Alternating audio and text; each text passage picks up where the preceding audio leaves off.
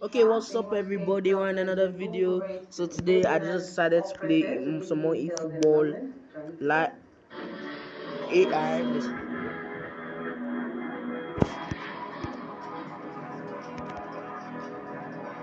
So this is my team's formation. Pretty decent, isn't it? So this is my opponent's formation. Okay.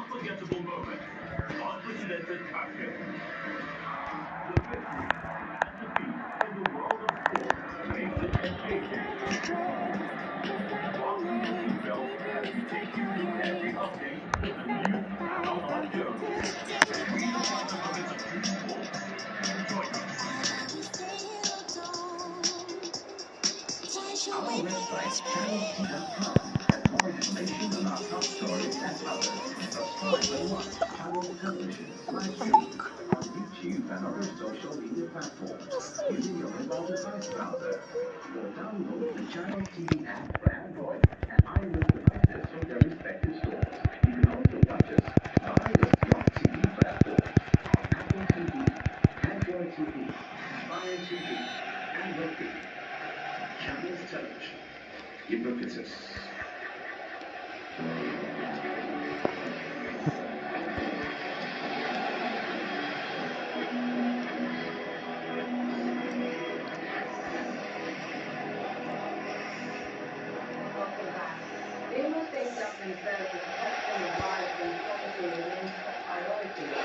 Goal!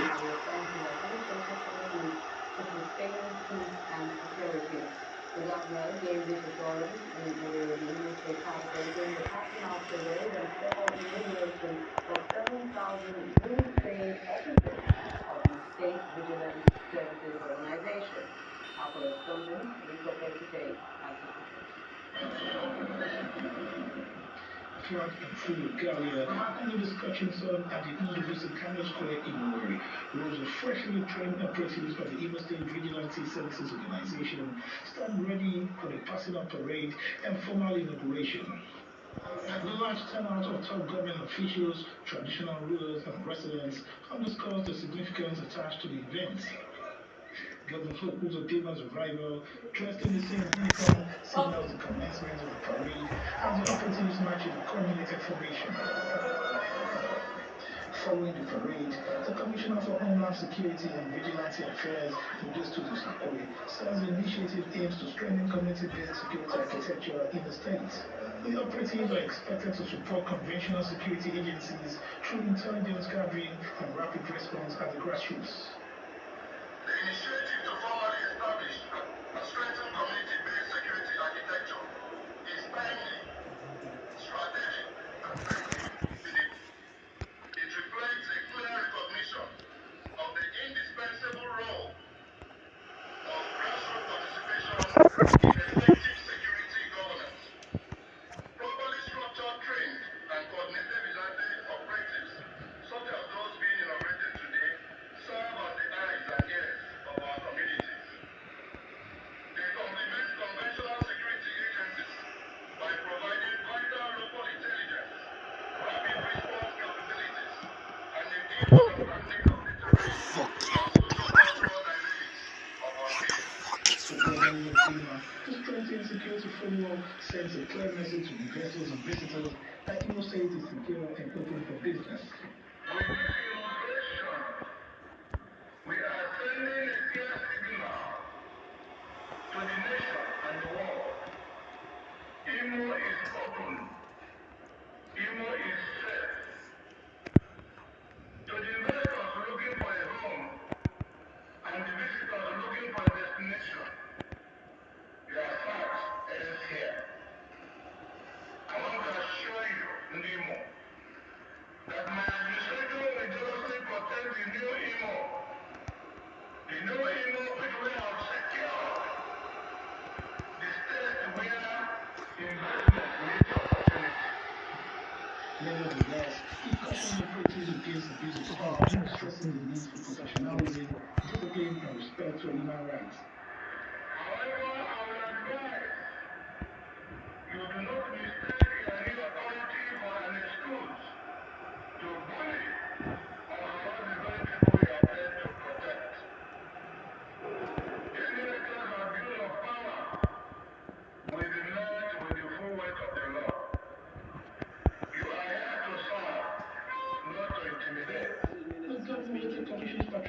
crews designated for teams across the 27 local government areas to enhance rapid response and crime fighting operations. The initiative marks another step towards consolidating peace and deepening community policing across the states. Digital Capital, Channels Television News.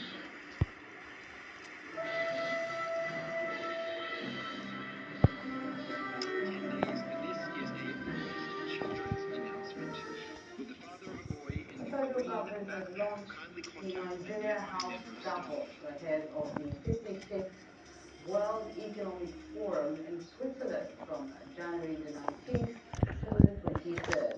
The initiative will showcase the country's economic to a global audience. Nigeria House Davos, a public-private partnership with key ministries and private sector partners, aims to attract foreign investment, build strategic partnerships, and boost Nigeria's global economic profile. The venue will host ministerial talks, roundtables, and investment meetings on mining, trade, agriculture, energy, digital trade, and the creative economy, positioning Nigeria as a reform-driven economy open for business. The Manufacturers Association of Nigeria, MAN, says no Nigerian will pay more under the new tax law. Speaking at a special tax lecture in Lagos, the MAN Director General, Mr. Segun Ajayi, explained that before the reform, companies faced more than 33 different taxes, levies, and charges from various government organizations.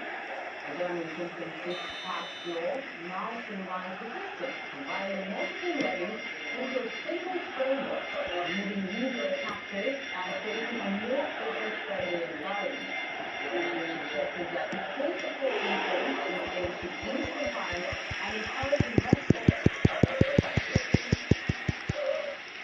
I think what we should do is pay your tax, and then you'll be able to demand from government what they need to do. The tax provides that you are going to have information in dashboard, where you'll be able to know what is coming to your local government. So you can go to your local government at your state and say, look guys, you have earned this much, and you are expected to do this. As people, we should not be helpless as people. For manufacturers, I can tell you straight most of the challenges we are facing are being addressed in these laws that we have. Most of our members are SMIs, and so they don't have to pay withholding tax, VAT, and I think that is fantastic. Now, manufacturers are taxpayers, so the people that are quarreling with this thing are people who are evading tax. Nigeria must make people pay. If you are richer, you pay more. If you are a medium scale, there's no Nigeria who has been paying his tax that will pay more than he paid in 2025, in 2026. That's the truth. It's incontestable. So I don't think anybody should have any hang-on about the progress that we are making. What is critical is for us to be able to hold governments accountable. Mr. Calvin, food prices fell again in December, offering some relief to households facing high living costs, and that's according to the United Nations. Now, the U.S. food price index declined by 0.8% during the month, driven by lower prices for dairy, meat, vegetable oil. Overall, the index is now 2.3% lower than a year ago and more than 22% below its peak in March 2022. However, not all prices eased. Cereal prices rose 1.7% due to concerns over Black Sea exports, while sugar prices climbed 2.4% following weaker production in parts of Brazil. Doctors at hospitals in the Iranian capital say they are overwhelmed with injury cases from ongoing anti-government protests in the country. The one person said that an eye hospital in Tehran had gone into crisis mode, while another did not have enough surgeons to cope with the influx of patients. It sounds like the government tries to clamp down on those protests and calls for the return of Iranian monarchy. Friday, U.S. President Donald Trump said Iran was in big trouble and warned that the United States wouldn't start shooting if more protesters are killed. began on December 28th. At least 50 protesters and 15 security personnel have been killed, and that's according to a U.S.-based human rights activist, which states that more than 2,000 individuals have also been arrested. In the meantime, U.S. President Donald Trump says the United States needs to own Greenland to prevent Russia and China from doing so. Speaking to journalists recently, he said countries that have ownership and defend it as one can't defend leases, and the United States will have to defend Greenland. Denmark and Greenland say the territory is not for sale. Denmark has insisted that military action would spell the end of NATO.